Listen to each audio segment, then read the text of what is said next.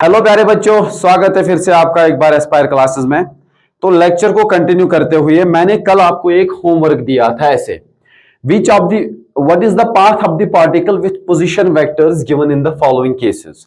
तो position vector ऐसे देखे हैं, आर जो है वो पोजीशन वेक्टर्स हैं और हमें क्या बताना था, हमें बताना था बताओ पाथ क्या होगा पार्टिकल का, है ना।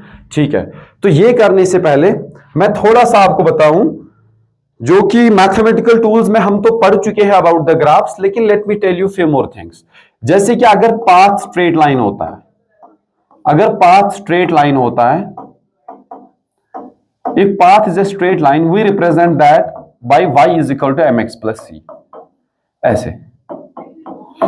तो ये m जो होता है स्लोप होता है और c होता है y इंटरसेप्ट। जैसे मैं आपको बोलूं y is equal to 2x plus 5, ऐसे। तो ये जब x को रेज़ टू पावर 1, y को रेज़ टू पावर 1, तो ये पाथ होता है स्ट्रेट लाइन। तो ये मोशन जो हमारा होता है ये होता है 1D। अभी ज्यादा इस पे डिस्कस नहीं करते हैं, बट ये चीज हमारे दिमाग में होनी चाहिए कि जो स्ट्रेट लाइन पाथ होती है उसके लिए जो फंडामेंटल इक्वेशन जो काम की है हमारे लिए, that's y is equal to mx plus c। और बच्चे अगर यही m पॉजिटिव होगा तो पॉजिटिव एक्स एक्सिस से बनता है angle acute. Positive x axis से जो एंगल बनता है दैट इज एक्यूट एंगल, है ना। मतलब अगर मैं ऐसे ग्राफ्स आपको बताऊं, ये तो ये वाला ग्राफ जो है, या ये वाला ग्राफ जो है, या ये वाला ग्राफ जो है, ये सारे ग्राफ्स जो है ना, इनमें जो है जो स्लोप है वो पॉजिटिव है, क्योंकि देखो यहां पॉजिटिव एक्स एक्सिस के साथ एक्यूट एंगल बन रहा है ऐसे, तो इसको थोड़ा एक्सटेंड करके यहां भी एक्यूट एंगल बन रहा है। और अगर यही m होगा नेगेटिव तो जो एंगल बनेगा भाई वो बनेगा ऑब्ट्यूस।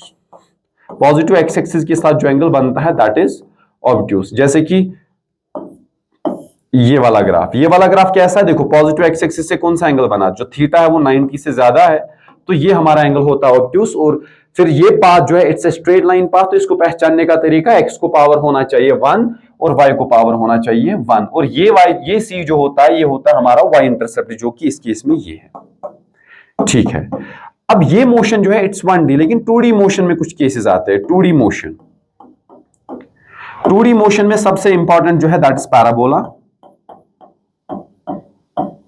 पैराबोला, पैराबोला कैसा होता है, पैराबोला ऐसा होता है, ऐसा होता है, ऐसा होता है और ऐसा होता है। तो ये हमारा this is the example of 2D motion. तो पैराबोला ये होता है। अगर मैं आपको बोलूं वो वाला पैराबोला, अगर मैं वो वाला पैरा बोलूं जिसका वर्टेक्स, मतलब ये वाला पॉइंट जो होता है ये वर्टेक्स कहलाता है। अगर भाई अगर ये इसका वर्टेक्स ऑरिजिन पे था, अगर वर्टेक्स ऑरिजिन पे था, ऑरिजिन मतलब 0,0, तो तब इसकी इक्वेशन क्या लिखी जाती है, y is equal to ax square, या ऐसे लिखते हैं x is equal to ay square. हमारे लिए ज्यादा इंपॉर्टेंट होता है ये वाला, है ना। तो अब y is equal to ax square में अगर a पॉजिटिव हुआ तो इसका होता है मुंह अपवर्ड्स, तो इसका जो मुंह खुलता है वो ऊपर की तरफ खुलता है, अपवर्ड्स। तो इसको ऐसे भी बोला जाता है कि इसका फेस जो होगा वो स्माइलिंग फेस होगा, ये स्माइलिंग इमोजी जैसा होता है, स्माइलिंग इमोजी फेस इसका होता है। और भाई अगर यही a लेस देन 0 होगा तो इसका जो फेस होता है वो डाउनवर्ड होता है, इसका जो फेस होता है डाउनवर्ड, या हम कहते हैं कि ये जो होता है ये पानी गिरता, ये पानी डुलता हुआ, और इसमें आप ये वाला फेस जो होता है इसमें पानी भर सकते हैं, ये वाला इसे कहते हैं अपवर्ड, तो इसे कहते हैं डाउनवर्ड। तो ये डाउनवर्ड या वीपिंग इमोजी फेस होता है। तो देखो इसका फैसला कौन करता है, अगर ए पॉजिटिव तो अपवर्ड, अगर ए नेगेटिव तो फिर ये डाउनवर्ड होगा। जैसे मैं आपको बोलूं the path of the body is ऐसा, अगर बॉडी का पाथ ऐसा है y और x, मैंने आपको बोला था y और x क्या है, यही तो ट्रेजेक्टरी होती है, तो ये बेसिकली बॉडी के नक्शे कदम होते हैं। तो इस केस में जो a है भाई वो ग्रेटर देन 0 है, और इनका जो ये वाली इक्वेशन जो है इसका वर्टेक्स क्या है, क्योंकि ये कहां से शुरू होता है, x को 0 दोगे तो y भी 0, तो ये यहां से शुरू होता है। अब इसका दूसरा जो है वो ये ऐसे, y इज इक्वल टू फिर से x, लेकिन देखो for any value of x जो y है वो हमेशा नेगेटिव रहेगा। देखो x को अगर पॉजिटिव दोगे या नेगेटिव दोगे तो इसका ये x तो फैसला नहीं करेगा कि y पॉजिटिव रहेगा या नेगेटिव, तो इसके आगे जो एक कांस्टेंट होता है यही फैसला करता है।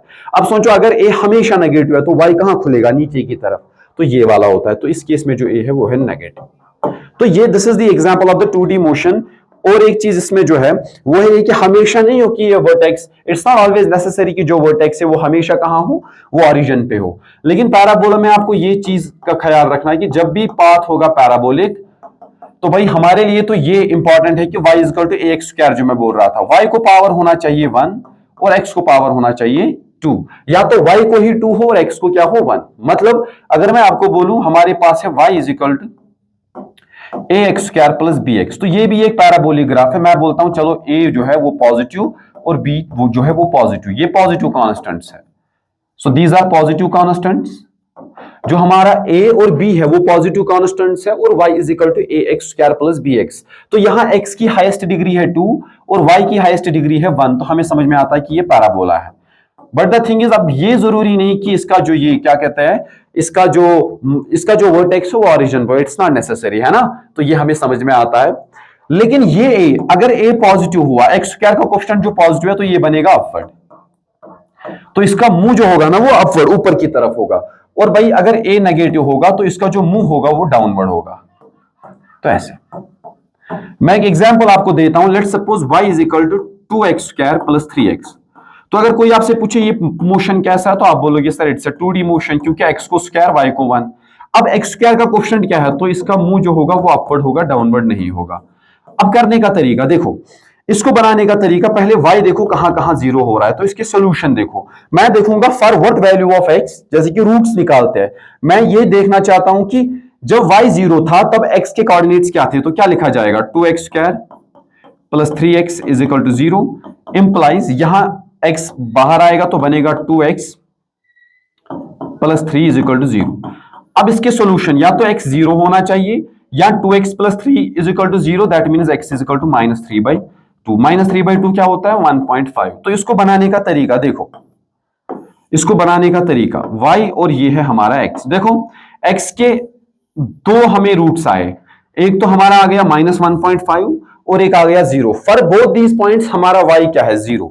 तो एक बार हमारा y जो 0 है वो इधर हुआ था, और दूसरी बार जब हमारा y 0 हुआ तब x की वैल्यू क्या थी, -1.5, तो कुछ इधर। तो ये है -1.5 कामा 0। अब देखो, अब हमें पता है सर ये एक्स स्क्वायर का कोएफिशिएंट पॉजिटिव के नेगेटिव, इसका पॉजिटिव है, तो इसका मुंह देखो ऊपर की तरफ तो नहीं खुल सकता, हमें मिलाना इन दो पॉइंट्स को, तो उसका मुंह कहां खुलेगा, इसका मुंह नीचे की तरफ खुलेगा। तो ऐसे आपको याद होना चाहिए, है ना। अब ये वर्टेक्स के कोऑर्डिनेट्स निकालना, हमें इसकी डेप्थ में नहीं जाना, हमें बस ग्राफ को प्लॉट करना है। और अगर यही होता, अगर हमारे पास ऐसी इक्वेशन होती y is equal to -2x square plus 3x। अब देखो, अभी जो x स्क्वायर का कोएफिशिएंट है, अभी जो x स्क्वायर का कोएफिशिएंट है दैट इज नेगेटिव, तो ये डाउनवर्ड बनेगा। तो ये पैराबोला जो होगा 2D मोशन, ये डाउनवर्ड बनेगा। अब ये निकालने के लिए फिर से रूट्स निकालो, y is equal to 0 implies -2x square plus 3x is equal to 0, implies x जब बाहर आएगा तो बनेगा -2x प्लस 3। तो यहां दो सोल्यूशन आएंगे, x इज इक्वल टू 0 और x आएगा भाई 1.5। तो for these two value of x के ये दो वैल्यू के लिए जो है, जो y है वो 0 हो जाएगा। इसको करने का तरीका देखो, this is y and this is x, तो ये y और ये x। अब देखो x इज इक्वल टू 0 तो ये वाला पॉइंट, और x इज इक्वल टू 1.5 वाला तो ये point, x is equal to 1.5 वाला, है ना। अब देखो x स्क्वायर का कोएफिशिएंट पॉजिटिव के नेगेटिव, वो तो नेगेटिव है, तो इसका मुंह किधर खुलेगा, ऐसे खुलेगा, वीपिंग, ना डाउनवर्ड ऐसे होगा ये। तो ये चीज आपके दिमाग में होनी चाहिए, क्योंकि ये वाले वो पैराबोला है, this is very common that we read in projectile motion. तो ये वाले वो ग्राफ्स है जो आपको कॉमनली देखने को मिलता है। जैसे कि मैं अगर एक फुटबॉल को किक करता हूं, जब फुटबॉलर एक बॉल को किक करता है तो उसका पाथ कुछ इसके जैसा होता है। सो this is very standard equation for us. तो ये मोशन भी कैसा है, इट्स 2D, है ना। अब और एक है, वो है circle.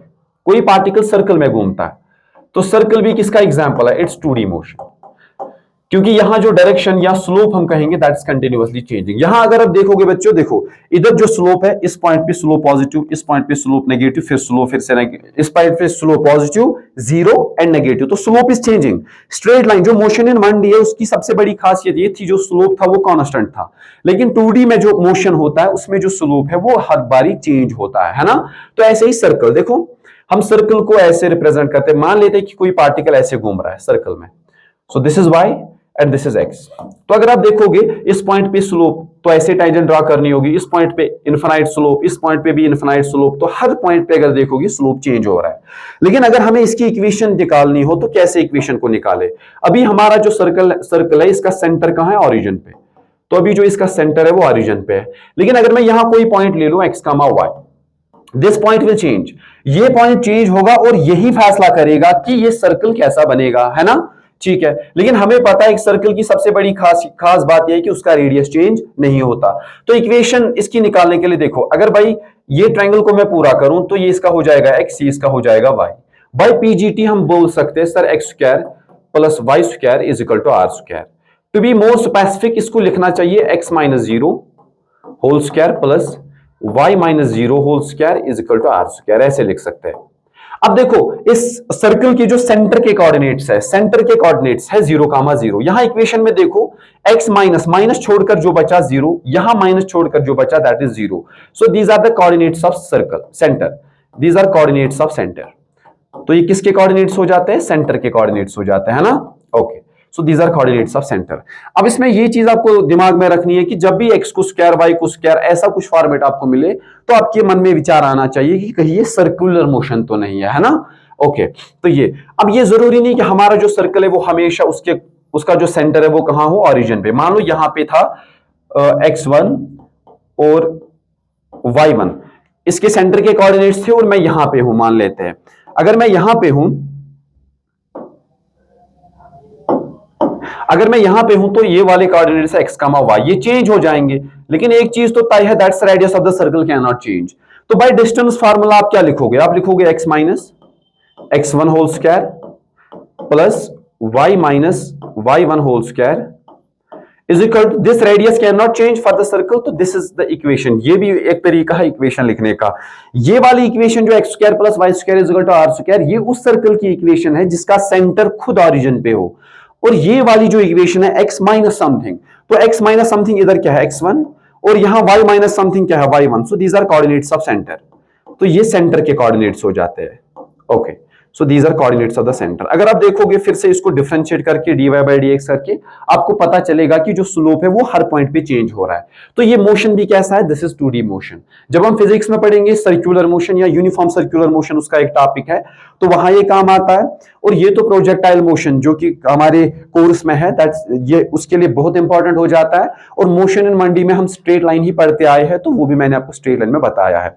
Now there is one more motion जो कि आपको एसएचएम, जब आप कंबाइन करते हो एसएचएम को तो एक स्पेशल टाइप ऑफ मोशन मिल जाता है जिसे कहते हैं इलिप्स। तो इलिप्स क्या है? देखो इलिप्स, तो इलिप्स क्या है? अगर आपने देखा होगा जो अर्थ का मोशन अराउंड द सन है, दिस इज अर्थ, तो अर्थ का जो मोशन है around the sun that is elliptical path. तो ऐसा कुछ इलिप्टिकल पाथ है। तो ये वाला जो है ना, ये वाली एक्सिस इसे कहते हैं मेजर एक्सिस, और ये वाली जो है इसे कहते हैं माइनर एक्सिस। तो ये मान लेते हैं इसका सेंटर है, तो सेंटर से लेकर यहां तक इसे कहते हैं, इस ए को कहा जाता है लेंथ ऑफ, ये सेमी मेजर एक्सिस का, ये मेजर एक्सिस का आधा है, तो इसे कहते हैं length of semi major axis. Semi major axis, तो जो हमारी मेजर एक्सिस है वो तो बेसिकली 2a है, तो उसका आधा जो है भाई उसे कहते हैं length of semi major axis. In a similar way अगर ये b है तो इस b को क्या कहा जाता है? b is nothing, it's length of semi minor axis. तो length of, this is length of semi minor axis, this is length of semi minor axis. ये हमारी माइनर एक्सिस हो जाती है, तो इसका आधा जो है दैट्स सेमी माइनर एक्सिस।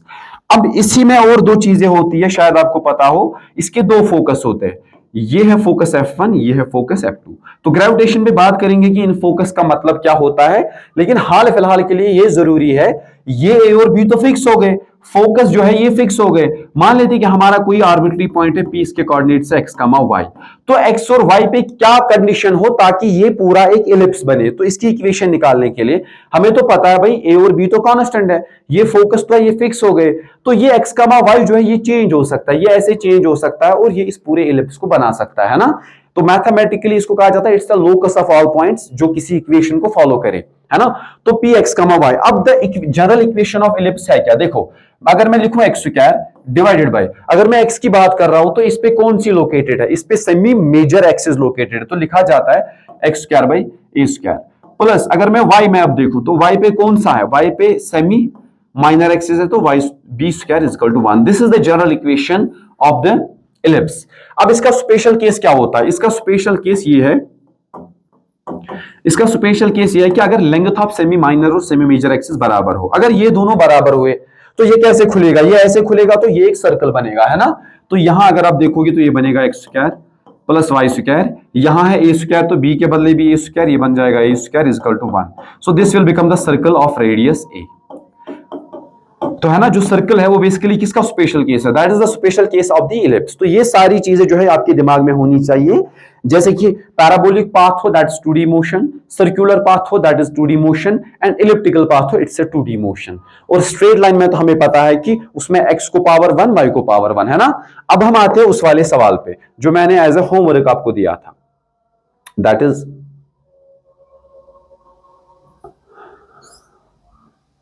ये वाला। हाँ जी, तो ये वाला मैंने आपको दिया था। मैंने इसमें क्या पूछा था आपसे, बताओ पाथ क्या होगा पार्टिकल का, तो हमें पाथ पे बात करनी थी। देखो पहला हम देखते हैं, पहले में बोला गया है जो आर वेक्टर है that is 2ti cap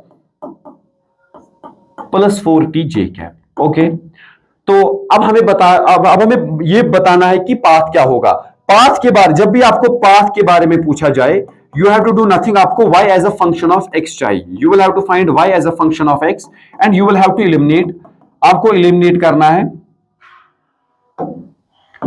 you will have to eliminate time, आपको टाइम को इक्वेशन से बाहर निकाल देना है। तो देखो अगर मैं इसको देखूं तो हम आर वेक्टर को ऐसे लिखते हैं xi cap plus yj cap लिखते हैं ना।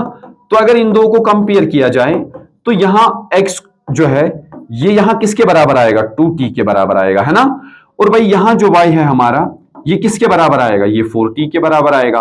Now we have to eliminate time, हम टाइम को कैसे एलिमिनेट कर पाए, y को अगर x से डिवाइड करते हो, if you divide y by x तो ये बनेगा 4t by 2t,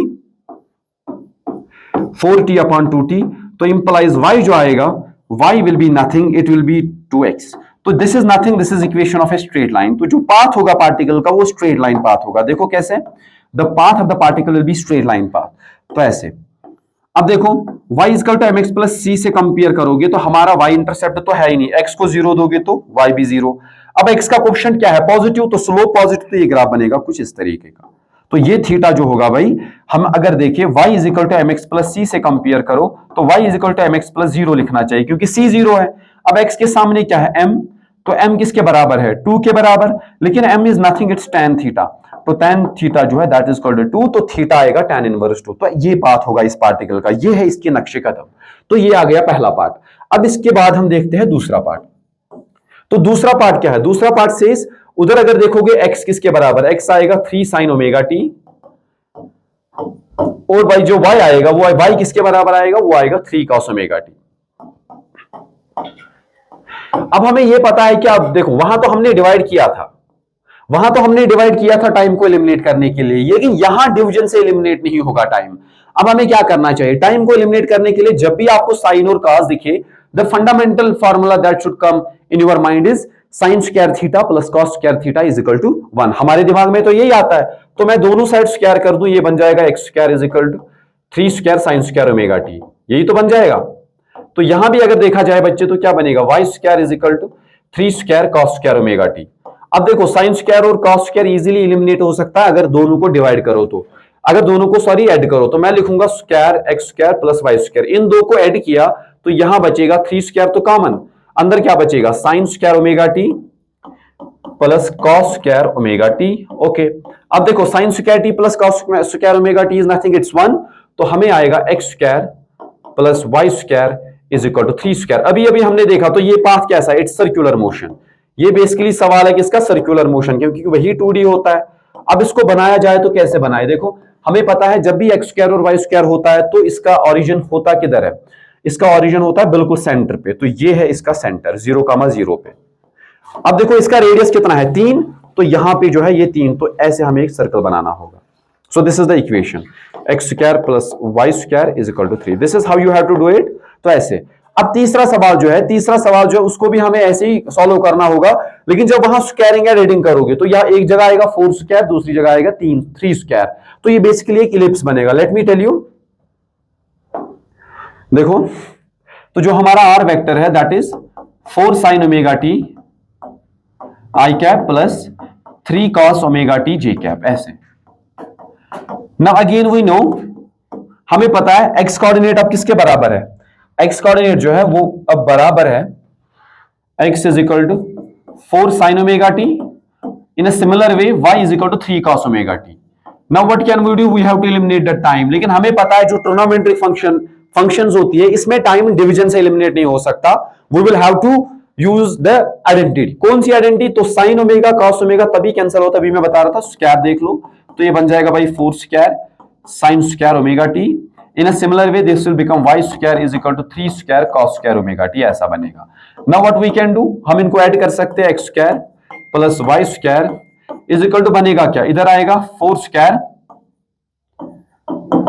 sign square omega t plus 3 square cos square omega t. नहीं, इससे बेहतर ये कि अब तो आइडेंटिटी यहां से, जस्ट अ सेकेंड,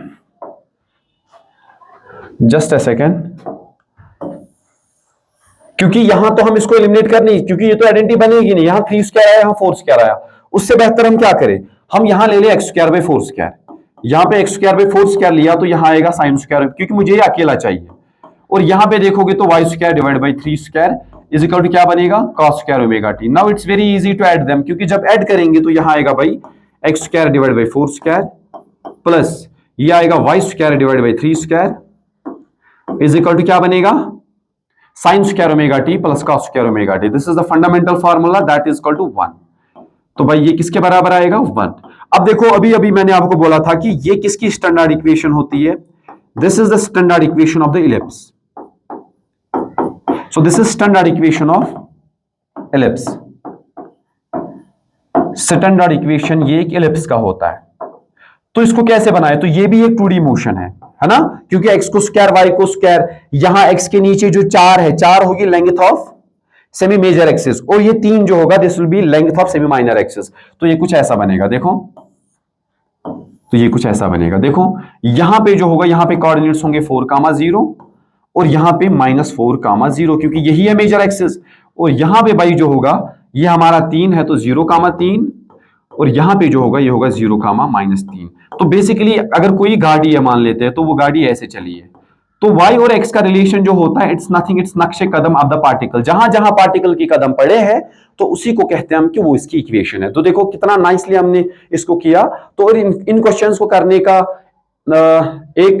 एक चीज आपको ये भी दिमाग में रखनी होती है कि इन क्वेश्चंस को तब तक आप नहीं कर सकते जब तक आपका मैथमेटिकल अप्रोच सही नहीं है ना। तो हम फर्दर चलते हैं और 1-2 क्वेश्चन देखते हैं।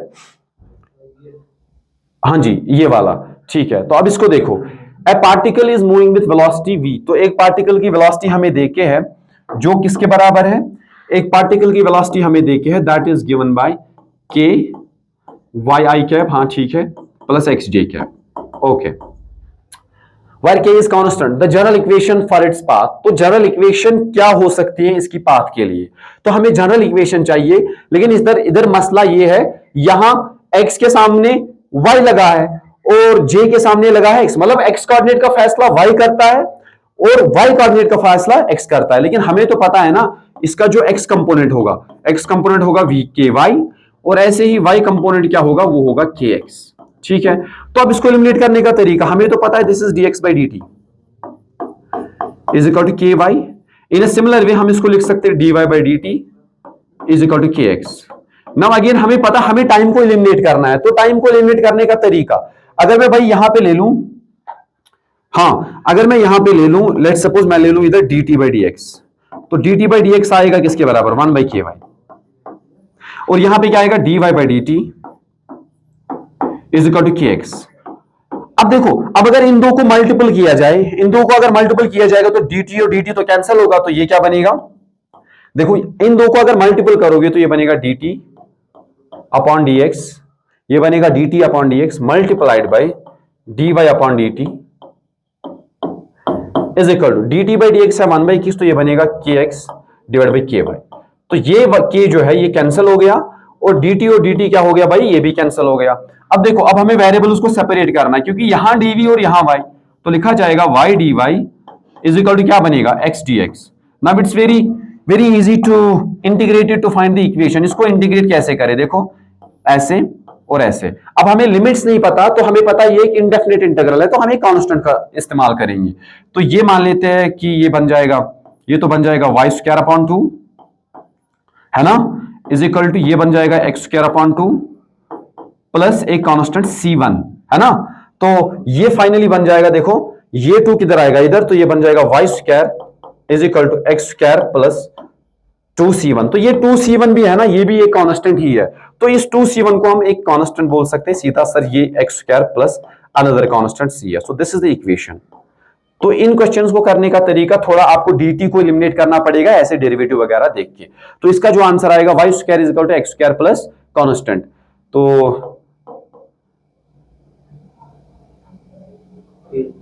हाँ ठीक है, तो y square is equal to x square plus constant. तो ये अब this is again the same thing. हाँ तो दोनों इसके सही है, ये बेसिकली सेम ही ऑप्शन दो बार आ गया है। कैसे कि y square is equal to x square plus constant तो हमने लिख दिया, ये वाला और ये वाला ये तो सेम ही है, तो इसमें दो ऑप्शन सेम ही है, तो इसका आंसर यही है। So you will have to look at the approach कि जब मास्टर ने इस क्वेश्चन को देखा तो उसके दिमाग में पहले क्या है उसकी तरफ आपको ध्यान देना है ना। तो ओके हम आगे चलते हैं इसी को लेकर। हाँ अब हमारा आता है मेन टॉपिक। मेन टॉपिक जो है दैट इज प्रोजेक्टाइल। तो प्रोजेक्टाइल मोशन क्या है? प्रोजेक्टाइल मोशन जो है, मैंने कुछ पॉइंट्स इधर लिख दिया आपके लिए। प्रोजेक्टाइल मोशन जो है इट्स ए 2D मोशन। ये 2D मोशन होता है और इसमें एक्सेलरेशन जो है वो कांस्टेंट होता है। तो इसमें जो है एक्सेलरेशन भले ही आई कैप जे कैप में क्यों ना हो, लेकिन acceleration should be constant. Acceleration constant मतलब इसका मैग्नीट्यूड जो है वो कांस्टेंट होना चाहिए, मैग्नीट्यूड भी कांस्टेंट होना चाहिए, और इसकी जो डायरेक्शन होनी चाहिए, direction should not change. The acceleration की जो डायरेक्शन है should not change, direction should not change. Okay तो ये हमें समझ में आता है। तो ये प्रोजेक्टाइल का मैं आपको बता दूं, इसका पाथ जो जनरली होता है, इसका पाथ जो होता है, प्रोजेक्टाइल मोशन का पाथ जो होता है वो होता है भाई पैराबोलिक। क्या होता है? पैराबोलिक होता है। तो हमें पता है पैराबोलिक में हमें दिखेगा वाई स्क्वायर और क्या दिखेगा एक्स रेज़ पावर 1, ऐसा कुछ हमें देखने को मिलेगा, है ना। सॉरी ऐसे y और हमें एक्स स्क्वायर ऐसा कुछ हमें देखने को मिलेगा, मतलब x को होगा स्क्वायर y को होगा 1, है ना। फिर वो अलग बात है कि उस पैराबोला का वर्टेक्स ओरिजिन पे हो या किसी और जगह पे हो, हमें उसका ग्राफ ड्रा करना आता है, ठीक है। अब मैंने कुछ एग्जांपल्स दी है प्रोजेक्टाइल मोशन की, कुछ कॉमन एग्जांपल्स जो है प्रोजेक्टाइल मोशन की। Football kicking A ball in air. जब एक फुटबॉलर बॉल को किक करता है, वो कैसे किक करता है? देखो ये एक फुटबॉलर है, तो यहां पे बॉल, तो ये इस बॉल को किक करता है, तो इस बॉल का पाथ कैसा होता है? ऐसे, और फिर गोल को ये जो पोस्ट होता है इसमें ये गिर जाता है ऐसे। तो ये पाथ है क्या? This is nothing, this is a parabolic path. ये एक पैराबोलिक पाथ है, ये पैराबोलिक पाथ है, या इसे कहते हैं कि ये इसकी ट्रैजेक्टरी भी है, इसकी ट्रैजेक्टरी। तो इक्वेशन वगैरह बाद में देखेंगे। तो ये वाला मोशन जो हमारा हो जाता है जब एक फुटबॉलर एक फुटबॉल को किक करता है, इसे हम कहते हैं ये एक प्रोजेक्टाइल मोशन है। तो प्रोजेक्टाइल मोशन हमें दिमाग में आना चाहिए, इट्स ए 2D मोशन। तो प्रोजेक्टाइल मोशन है ना। ओके अब इसमें और कुछ की पॉइंट्स आपको याद रखने ये। हाँ और एक example, bullet fired into the air. मान लेते हैं कि यहां बंदूक से गोली चलती है ऐसे, तो जब बंदूक से गोली निकलती है तो वो थोड़ा ऐसे गिरती है ऐसे। तो ये पाथ भी क्या है? It's a parabolic path. मतलब किसी हाइट पे, मैं किसी हाइट पे ऐसे गोली चला रहा हूं, तो वो गोली थोड़ा सा तो स्ट्रेट चलेगी पहले, उसके बाद वो ऐसे गिर जाती है। तो वो मोशन भी क्या है? That motion is projectile motion. और एक है water coming out of A fountain. आप गार्डन में गए होंगे, वहां फवार लगा होता है, तो वहां से जो पानी की धार निकलती है या पानी का जो जेट निकलता है वो कैसे गिरता है? In the form of projectile. ऐसे देखो ये पानी का फवार है और यहां से पानी निकला, तो पानी कैसे गिरता है? ऐसे गिरता है। इस साइड से भी पानी निकला तो कैसे गिरेगा? ऐसे। तो ये जो मोशन है इसे कहता है प्रोजेक्टाइल मोशन। तो चाहे मैं, या मेरे हाथ में पत्थर है तो मैंने ऐसे पत्थर को चलाया, तो वो पत्थर कैसे गिरता है? ऐसे गिरता है। तो वो भी एक प्रोजेक्टाइल मोशन है। गोली चलती है बंदूक से, प्रोजेक्टाइल मोशन है ना। या ऐसे हाँ गन से गोली, या फुटबॉलर फुटबॉल को किक करता है, वो भी कैसा मोशन है? दैट्स अ प्रोजेक्टाइल मोशन, है ना। लेकिन इसमें जो है ना कुछ चीजों का हमें ख्याल रखना होता है कि हम प्रोजेक्टाइल जब स्टडी करेंगे, हम ग्राउंड पे बैठ के ही स्टडी करेंगे। मतलब हमारा ऑब्जर्वर जो होगा वो ग्राउंड पे लोकेटेड होगा, वो इस मोशन को देखेगा। कुछ चीजों का आपको ख्याल रखना है। For a projectile fired from ground, अगर आप प्रोजेक्टाइल को ग्राउंड से फायर करते हो, जैसे कि इस फुटबॉलर ने इस प्रोजेक्टाइल को फायर किया था, तो आप एयर रेजिस्टेंस को नेग्लेक्ट करोगे, एयर रेजिस्टेंस को नहीं माना जाएगा, है ना। क्योंकि अगर एयर रेजिस्टेंस को मानोगे तो फिर एक रेजिस्टिव फोर्स भी लगने लगेगा, उससे हमारा जो फोर्स है या एक्सेलरेशन है वो कांस्टेंट नहीं रहेगी। क्योंकि मैंने यही आपको बोला था एक्सेलरेशन कांस्टेंट होनी चाहिए। एक्सेलरेशन कांस्टेंट का मतलब है कि मैग्नीट्यूड भी कांस्टेंट हो, उसकी डायरेक्शन भी चेंज ना हो। रियलिटी में जब फुटबॉलर किक करता है बॉल को तो देयर इज एयर, अब वहां एयर है तो वहां एयर से एक रेजिस्टिव फोर्स लगता है, ड्रैग फोर्स लगता है, तो उससे हमारी जो एक्सेलरेशन है वो चेंज हो जाती है। या ऐसा भी बायंट फोर्स भी लगता है, क्योंकि एयर एक लिक्विड है, एयर एक फ्लूइड है, तो उस पर ड्रैग भी लगता है। अगर उस पर एक तो ड्रैग लगता है, एक तो बायंट फोर्स वगैरह लगता है, तो वो सारी चीजें हम निकाल देंगे। मतलब जब हम प्रोजेक्टाइल को स्टडी करेंगे, मान लेते कि जो फुटबॉलर किक करता है बॉल को, उसने ऑक्सीजन सिलेंडर लगाया है, कोई रेजिस्टिव फोर्स नहीं, कोई ड्रैग नहीं, तब जो हमारा मोशन की जो इक्वेशंस आएंगी वो होंगी प्रोजेक्टाइल मोशन। फिर हम ड्रैग से क्या होता है वो भी हम देख लेंगे, लेकिन फिलहाल के लिए ये अजम्पशन आपको मान के चलनी है ना। क्योंकि मैंने बोला for a projectile fired from a ground air resistance is neglected, तो एयर रेजिस्टेंस को नेग्लेक्ट करके क्या होगा, value of acceleration should not vary, तो एक्सेलरेशन कहां वैरी होगी, सीधी सी बात है। और curvature of earth should not change, curvature of earth क्यों चेंज नहीं होना चाहिए, इसका कारण यह है, देखो अगर आप एक प्रोजेक्टाइल को फेंकोगे, लेट्स सपोज कि this is x axis and this is y axis, आप प्रोजेक्टाइल को ऐसे कुछ रफ्तार दोगे, ऐसे कुछ इनिशियल वेलोसिटी दोगे किसी एंगल पे, ऐसे थीटा एंगल पे, तो वो प्रोजेक्टाइल ऐसे गिरेगा। इसके नीचे जो अर्थ है ये हमें फ्लैट ही नजर आनी चाहिए, क्योंकि हमें पता है जो जी का वेरिएशन होता है, जी का वेरिएशन आता है बहुत सारी चीजों से। जी का वेरिएशन एक तो हाइट से आता है, एक तो हाइट से आता है और कर्वेचर से भी आता है, क्योंकि कर्वेचर जो है ये डिपेंड करता है कि लैटिट्यूड पे आप कहां पे लोकेटेड हो, तो इस पे डिपेंड करता है। इवन डेप्थ पे भी ये डिपेंड करता है, जो अर्थ की रोटेशन है अर्थ की रोटेशन पे डिपेंड करता है। लैटिट्यूड लैटिट्यूड उसी को हम बोलते हैं कि अर्थ की रोटेशन से जो है, अर्थ की रोटेशन से जो है डिफरेंट डिफरेंट लैटिट्यूड्स पे आपको डिफरेंट डिफरेंट वैल्यू मिलता है। और मैं ये कर्वेचर इसीलिए बोल रहा हूं, अगर आप इस बॉल को अगर ज्यादा ऊपर फेंकोगे, मान लेते कि मैं इसको रफ्तार देता हूं ऐसे, मैं देता हूं 10 किलोमीटर पर सेकेंड, तो मैंने इनिशियल वेलोसिटी दे दी 10 किलोमीटर पर सेकंड, तो ये बॉल कितना ऊपर जाएगी, बहुत ऊपर जाएगी। जब बहुत ऊपर जाएगी तो इसमें जो जी है, जी विल चेंज, तो इसमें जी जो है वो चेंज हो जाएगा। जब जी चेंज हो जाएगा तब ये प्रोजेक्टाइल मोशन नहीं रहा, क्योंकि प्रोजेक्टाइल मोशन को हमने डिफाइन किया फॉर कांस्टेंट एक्सेलरेशन, तो तब ये प्रोजेक्टाइल मोशन नहीं है। हाँ ये फ्री फॉल आप कह सकते हो, क्योंकि एक बॉडी को तब कहते हैं it is in free fall जब इस पे गवर्निंग फोर्स सिर्फ अर्थ का होता है, फिर वो कांस्टेंट हो या वेरिएबल हो, लेकिन फोर्स सिर्फ अर्थ का होना चाहिए। फ्री फॉल और प्रोजेक्टाइल में ये डिफरेंस है, प्रोजेक्टाइल के लिए आपका जी जो है एक्सेलरेशन ड्यू टू ग्रेविटी वही तो लगेगा, जो जी है वो कांस्टेंट होना चाहिए, लेकिन फ्री फॉल के लिए ऐसा कोई जरूरी नहीं है ना। तो ऐसे तो आप इनिशियल वेलोसिटी 10 किलोमीटर पर सेकंड दोगे तो ये प्रोजेक्टाइल बहुत ऊपर जाएगा, जब ये प्रोजेक्टाइल बहुत ऊपर जाएगा तब जी चेंज होगा। तो इसीलिए वहां बोला गया था कि जब आपको ये, हाँ जब आप बहुत ऊपर गए फिर आप अर्थ को देखोगे तो आपको अर्थ का कर्वेचर दिखने लगेगा, इसीलिए अर्थ का कर्वेचर चेंज नहीं होना चाहिए। तो आप कितना ऊपर फेंक सकते हो, हाँ अगर आप 500 मीटर तक भी फेंक देते हो ऊपर तो इससे कोई प्रॉब्लम नहीं है, लेकिन इससे ज्यादा आपको इसको ऊपर फेंकना नहीं है ना। तो ये कुछ assumptions है जो मैंने आपको बताए, हाँ ठीक है। तो यह सारे assumptions आपको दिमाग में बिठा के रखने हैं। अब हमें इसकी काइनेमैटिक्स देखनी है। हम प्रोजेक्टाइल को कहां से फेंकेंगे, ग्राउंड से फेंकेंगे। ग्राउंड से प्रोजेक्टाइल को फेंका तब इसकी वेलोसिटी कुछ टाइम बाद, पोजीशन वेक्टर कुछ टाइम बाद क्या होगा वो चीजें हम देखेंगे, है ना। तो अभी हम सेम केस लेते हैं जब फुटबॉलर ने बॉल को किक किया था। जब फुटबॉलर ने ऐसे बॉल को किक किया था तो पाथ कुछ ऐसा था, तो इनिशियल वेलोसिटी कुछ तो दी होगी उसने, कुछ तो इनिशियल वेलोसिटी दी होगी उसने, let's call that you. So this is you, इसने जो एंगल बनाया दैट इज थीटा, और ये हमारी है एक्स एक्सिस और ये हमारी है भाई वाई एक्सिस। अब होगा क्या, सुनो, हम मोशन इन प्लेन में सबसे बड़ी खास बात यह है कि आप एक्स एक्सिस और वाई एक्सिस में मोशन को सेपरेटली स्टडी कर सकते हो। तो मैं देखूं एक्स वाला मोशन, मैं एक्स मोशन को देखूं और इस साइड से मैं वाई मोशन को देखूं, यहां से मैं वाई मोशन को देखता हूं, तो होगा क्या, देखो बच्चे जब एक्स मोशन को हम देखेंगे, हमें पता है हमारी जो वेलोसिटी है वो ना तो एक्स में है ना वाई में है, तो क्या करना चाहिए, कुल्हाड़ी उठाकर इसके दो कंपोनेंट कर दो। जब इसके दो कंपोनेंट कर दोगे तो एक यू एक्स गिरेगा, तो यू एक्स किसके बराबर आएगा, यू एक्स आएगा यू कॉस थीटा, और भाई और एक आएगा यू साइन ऑफ थीटा, तो ऐसे आएगा यू वाई किसके बराबर आएगा, ये आएगा u sine of theta. Okay, तो ऐसे ही मैं बोलूंगा कि सर जब एक्स मोशन लिखा जाएगा तो यू एक्स को लिखा जाएगा यू कॉस थीटा, और y में लिखा जाएगा u y is equal to u sine of theta.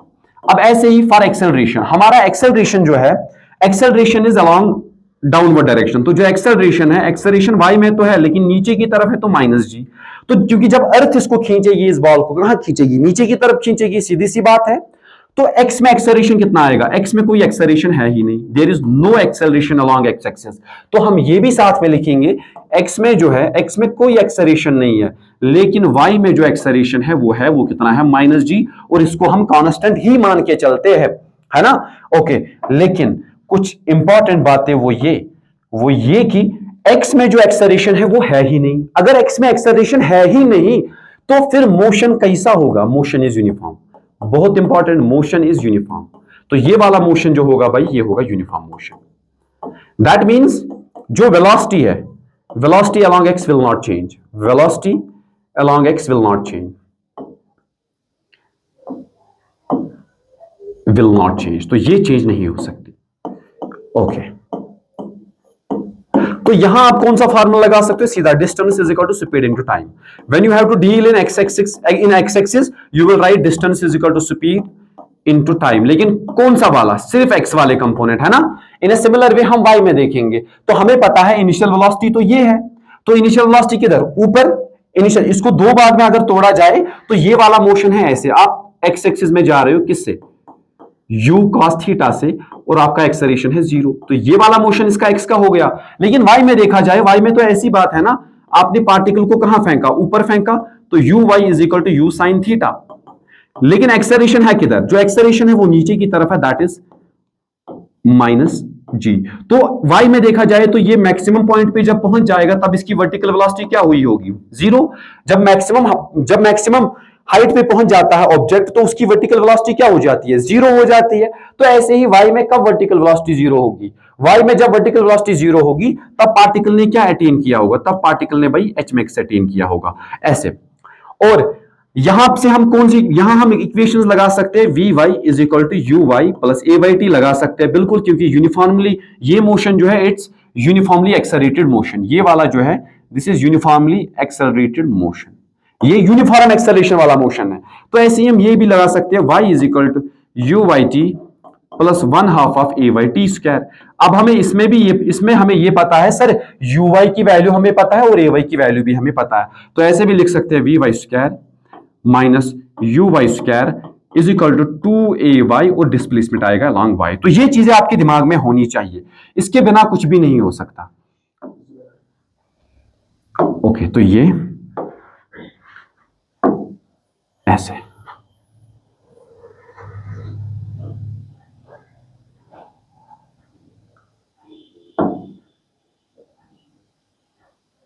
तो ये और ये वाले,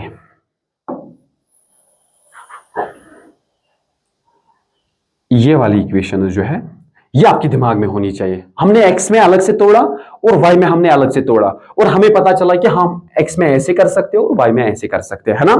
अब हम बात करते हैं किसी भी टाइम t पर। अब हम बात करते हैं एट, देखो अब हम बात करते हैं at any time t, at any time t, किसी भी टाइम पे हम बात करते हैं एट एनी टाइम t। तो किसी भी टाइम t पे बात हम करते हैं, देखो किसी भी टाइम t पे मान लेते हैं कि पार्टिकल इधर आ गया। अगर पार्टिकल इधर आ गया, इसकी वेलोसिटी क्या आ गई, v आ गई, सीधी सी बात है। लेकिन इसके दो कंपोनेंट्स होंगे, एक होगा भाई vx और दूसरा होगा vy, ऐसे vy, और ये एंगल चेंज हुआ होगा, लेट्स कॉल इट अल्फा। तो हमें चाहिए vx क्या होगा, vy क्या होगा, ये अल्फा वगैरह हमें सारा चाहिए। और इसके जो कोऑर्डिनेट्स है, इसके कोऑर्डिनेट्स कुछ तो आए होंगे x, y, तो वो x और y भी हमें चाहिए होता है। ऐसे मैं यहां पे लिखता हूं x, y, ये x, y भी हमें चाहिए और हमें ये वेलोसिटीज वगैरह भी चाहिए। देखो हम किसी भी टाइम t पे कहां आ गए, यहां। अब पार्टिकल का x कोऑर्डिनेट क्या है, इतना, तो हमने x लिखा, y कोऑर्डिनेट क्या है, इतना, तो ये हमने लिख दिया, और पार्टिकल की वेलोसिटी क्या हो गई, v, तो ये हो गया vx और ये हो गया vy। अब हम देखते हैं, अब हम पहले इसी x कोऑर्डिनेट को देखते हैं। तो x कोऑर्डिनेट को क्या लिखा जाएगा, हमें पता है सर x में जो मोशन है, x में मोशन है यूनिफॉर्म, तो हम लिखेंगे x is equal to ux into t, ऐसे ही लिखेंगे। तो x की जो वैल्यू आएगी that will be u cos theta into t. तो ये हमारा आया। अब अगर y में हमें लिखना होगा तो y में क्या लिखिए, y में हम लिखेंगे u वाई टी, लेकिन यू वाई है कितना, sine theta multiplied by t, और एक्सेलरेशन अलॉन्ग वाई है minus g minus 1/2 g t square, so this is y. ऐसे अब अगर हमें लिखना होगा ये Vx किसके बराबर होगा, Vx जो है Vx सीधा u cos थीटा के बराबर होगा, क्योंकि क्योंकि हमें एक्सेलरेशन जो x में है भाई वो जीरो है ना। इन ए सिमिलर वे जब हमें Vy लिखना होगा तो Vy को हम क्या लिखें, Vy को हम ऐसे लिख सकते हैं सर, uy तो है u sin थीटा, बिल्कुल सर, माइनस क्योंकि ay तो माइनस जी है तो माइनस जी टी, तो ऐसे लिखेंगे।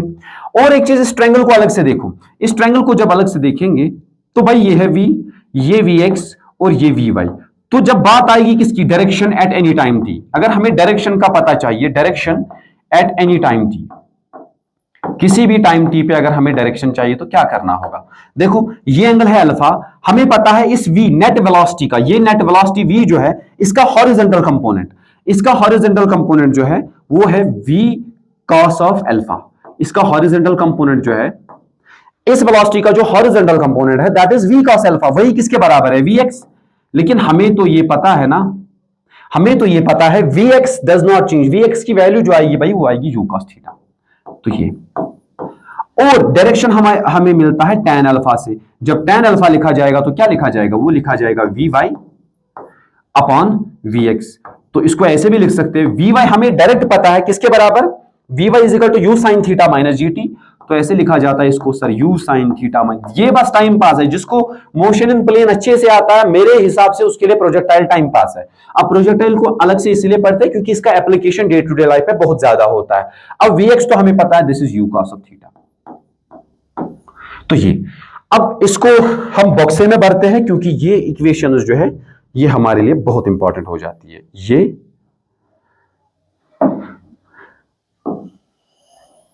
और ये वाली इक्वेशंस, ये और ये वाला ट्रायंगल और ये वाला ट्रायंगल।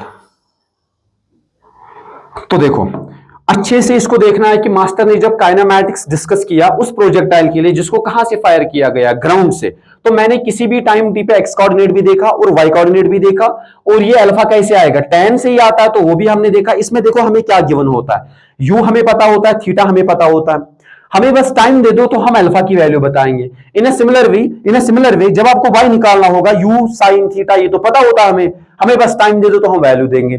तो सारी इक्वेशंस में अगर आप देखोगे हमें पता है सर थीटा क्या होता है, ये भी हमें पता होता है, हमें u का वैल्यू भी पता होता है, तो आप किसी भी टाइम t पे हमें x पूछो y पूछो और हमें सिर्फ टाइम दे दो तो हम वो भाई बता सकते हैं।